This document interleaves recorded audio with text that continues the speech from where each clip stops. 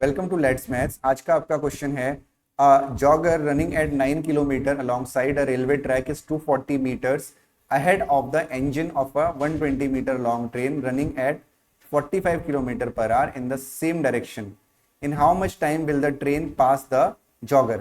Railway track के साथ 9 kilometre प्रति घंटे की गति से दौड़ता हुआ एक जॉगर उसी दिशा में 45 किलोमीटर प्रति घंटे की गति से चल रही एक 120 मीटर लंबी ट्रेन के इंजन से 240 मीटर आगे है।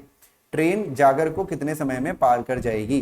तो इस क्वेश्चन को करने के लिए पहले हमें कंसेप्ट को समझना पड़ेगा। एक जॉगर है जो सुबह जॉगिंग कर रहा है, ठीक है। एज्यूम करते हैं कि ये रेलवे ट्रैक है हमारा, राइट, और यहाँ पे वो जॉगर खड़ा है, राइट, यहाँ पे वो जॉगर खड़ा है और जो ट्रेन है वो ट्रेन यहाँ पर है, वो ट्रेन यहाँ पर है, ये पूरी ट्रेन है, राइट, ये पूरी हमारी ट्रेन हो गई, ठीक है। तो अब इस ट्रेन में जो रेलवे ट्रैक है वो 240 metre, railway track is 240 metres ahead, ठीक है। रेलवे ट्रैक के साथ 9 किलोमीटर प्रति घंटे की गति से दौड़ता हुआ, यानी जो इसकी स्पीड है वो है 9 किलोमीटर पर आवर।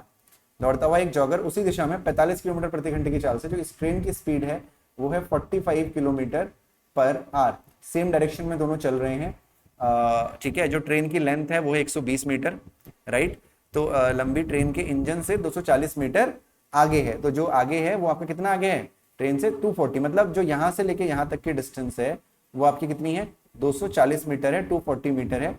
तो ट्रेन जो है जॉगर को कितने समय में पार कर जाएगी, ये आपसे पूछा गया। तो अब इस क्वेश्चन में सबसे पहले तो हमें ये देखना है कि जो ट्रेन और जॉगर है वो दोनों एक ही डायरेक्शन में चल रहे हैं। तो एक ही डायरेक्शन में जब चल रहे होते हैं तो जो रिलेटिव स्पीड होती है वो हमारी क्या होती है? माइनस हो जाती है। तो जो यहाँ पे रिलेटिव स्पीड होगी, सापेक्ष चाल होगी, वो होगी 45 माइनस 9। तो 45 में से आप -9 करोगे तो आ जाएगा 36 किलोमीटर पर आवर। तो हाथों हाथ हम किलोमीटर पर आवर को मीटर पर सेकंड में चेंज कर लेंगे, 36/5/18 हो जाएगा। तो हो जाएगा 18 टू जा 36, तो 5 टू जा हो जाएगा आपका 10 मीटर पर सेकंड हमारी स्पीड हो गई, जिसको हम रिलेटिव स्पीड कहते हैं। क्योंकि जब दो ऑब्जेक्ट एक ही दिशा में चल रहे होते हैं तो दोनों की स्पीड को माइनस करके हम रिलेटिव स्पीड निकालते हैं। तो अब स्पीड आ गई हमारी 10 मीटर पर सेकंड। अब हम निकालेंगे कि डिस्टेंस किसने, टोटल डिस्टेंस कितनी ट्रेवल की गई।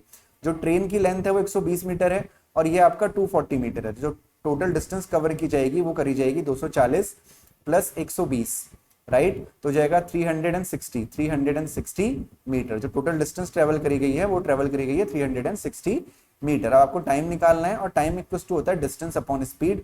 तो डिस्टेंस हो जाएगा आपका 360 और ये हो जाएगा आपका 10, यानी आंसर हो जाएगा आपका 36 seconds. Option number C is your right answer.